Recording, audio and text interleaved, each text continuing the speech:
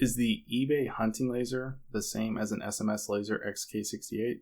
Well, I got the same box, got the same charger, the same pre-bent Allen keys, the same switch with the funky connector, and of course, the same star of the show. And hey, the manual even calls it the XK68. I guess my hunch was right. If you didn't watch my previous video, I bought this exact XK68 off of eBay for $65, half of what SMS Laser charges for it on their website or on Amazon.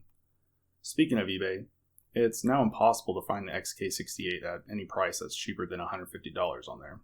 Although I would love to claim to be a disruptor in the cheap Chinese laser market with a 400 view count video, I think the real reason is that SMS Laser must be buying up all possible batches of this thing, and causing other resellers to automatically jack the price up due to supply and demand. Even the original Alibaba listing was taken down shortly after my video. However, you can still find the XK68 by browsing SMT's main page on Alibaba. I'll link their page and a couple listings below for you to take a look. As I stated in a previous video, you can buy 2 of the Alibaba lasers for the same price that SMS Laser charges. Now, coming back to the XK68. I've now had this unit for a couple days and was able to do some testing.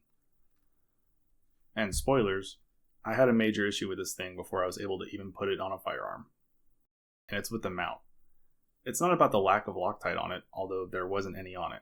The problem with the mount is the fact that it isn't properly fitted to the body of the device. My unit came with a canted mount out of the box. Sure, it may not seem that much, but if you're trying to zero the laser to further distances, that could be a major problem. Luckily, when I tried to take apart the XK68 for a teardown, I was able to straighten them out. The screws were only secured with what appears to be rubber gasket or something similar. It's definitely not epoxy. I wouldn't have been able to remove the screws or scrape it off with my tool if it was. My main problem with the loose tolerances for the mount is that the rubber gasket, or the Loctite you apply, may not be enough to stop the device moving freely separate to the mount. No amount of torquing the mount onto your firearm will stop the movement between it and the device body. There's no lugs or footprint like you'd find on a red dot for it to sit securely. It's just a smooth surface.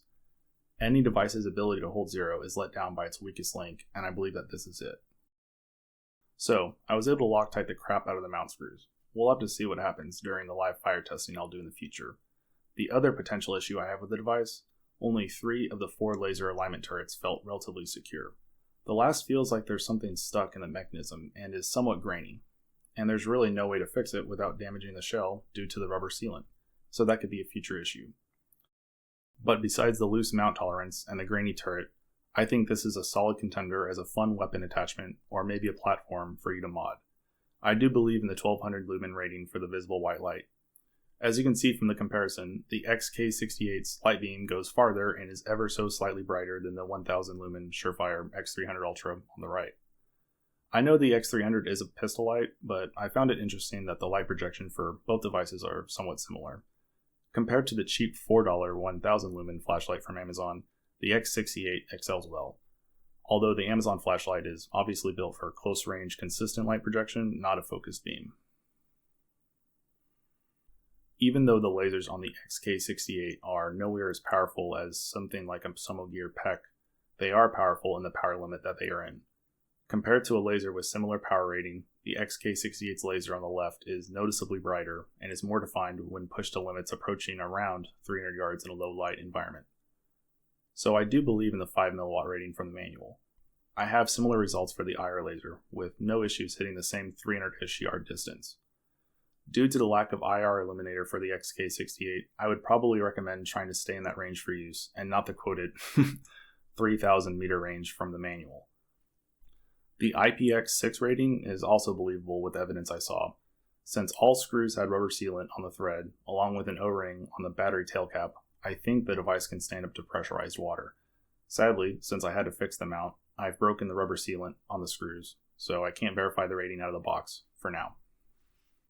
The device came with an 18650 battery, but can also use 2 CR123A batteries. I do not recommend this, however, since the tail cap will not tighten all the way down with the added length of the tandem 123s. Why they made this design choice, I have no idea, since devices that use both battery setups do exist.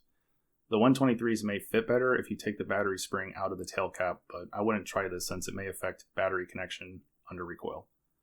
The included tape switch feels alright enough with a muted click feel for momentary on and a more audible clicky one for the toggle switch. Having it seems like a good perk for the device, although it doesn't use a standard plug connection. When this switch breaks, you'll either have to splice together a new one or try to talk to the maker for a replacement.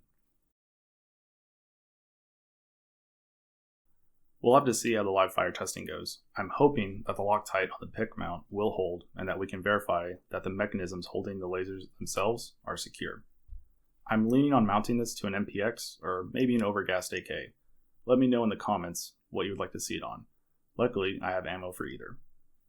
As for recommending this device, I think you can have some serious fun with it if you're paying the right price, and the SMS laser upcharge is too much in my opinion.